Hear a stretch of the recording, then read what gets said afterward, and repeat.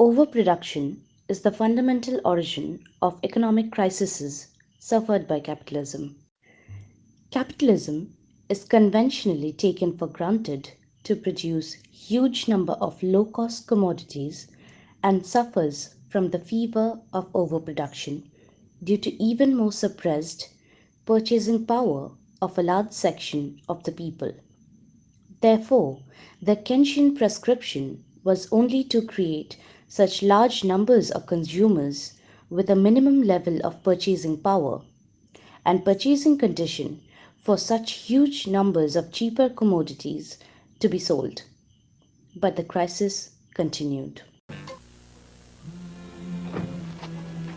Sorry I'm late, Professor, but my car? My good man, if you were smart, you'd get a car you could depend on. You asked for it, the dependable Toyota Corolla two-door sedan. An easy-starting, fully transistorized ignition, a smart, tough engine that's easy on gas, and Toyota's lowest sticker price.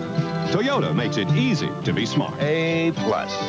You asked for it, you got it, Toyota. Overproduction is mistaken to be a drainage problem of capitalist economy, and thus medications are concentrated on the distribution engineering, thereby suppressing the symptoms instead of eradicating the actual disease. The so-called economic solution to this problem of overproduction was globally accepted through political changes, the slogans being shouted even today. The successful sale of British Telecom raised £3.7 billion for the Treasury. It gave Thatcherites a taste for more. Electricity, gas, airlines. Few national assets were out of bounds. From France to the Philippines, from Jamaica to Japan, from Malaysia to Mexico, from Sri Lanka to Singapore, privatization is on the move. Something new had been born. Its name was popular capitalism. Popular capitalism is nothing less than a crusade to enfranchise the many in the economic life of the nation. We conservatives are returning power to the people. That is the way to one nation, one people. Now, Tina has been rehabilitated. The phrase coined by Margaret Thatcher, "there is no alternative," or Tina for short, has been revived by David Cameron. If there was another way, some easier way, I would take it. But there is no alternative. The only way we'll fix our broken economy and compete successfully in the global race is by fixing ourselves to a clear plan and sticking to it. The aim of individual enterprises in restraining overproduction without compromising their profit levels has led to the emergence of dominant trend of repetitively producing costly luxurious commodities in lesser numbers. This new trend is the temporal mode of production.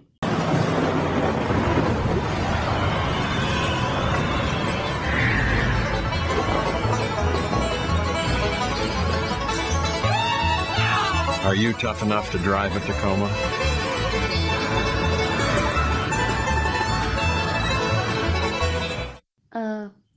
Well, Toyota shows us the way. The global luxury market in 2014 was worth $1 trillion, the largest stake being of automobiles. The hotels, food, and cruises also boosted the luxurious travel industry. Let's see their condition today.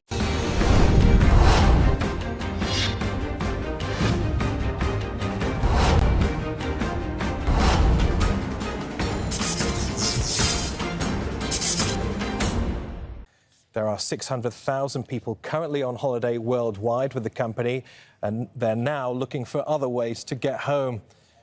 All Thomas Cook flights have been immediately cancelled, putting about 20,000 jobs at risk. Are you puzzled? Let us puzzle you more with Indian Finance Minister Nirmala Sitharaman's solutions. The question on top of mind for many in the country is that whether we are in the midst of a slowdown, whether or not the government recognizes this as a as a slowdown or not, whether what we can expect from the quarters to come. You're saying whether or not the government recognizes. What question are you asking me then? Whether this is a slowdown, are we recognizing But you this? yourself are saying whether or not government recognizes or not recognizes. So are you asking me a question, or are you commenting on it? I'm not commenting on it. I'm asking. But you did say that, didn't you? I did not. You just said something to that effect. Or did I hear you wrong? No, Sorry I did about not. That. I did not. So what's your question? My question is whether the government recognizes the current economic status as a slowdown. The government has been in consultation with a lot of sectors which wanted to come and speak to us about the various measures that they expect, because in some sectors the inventory is piling up and so on, and different issues for different sectors.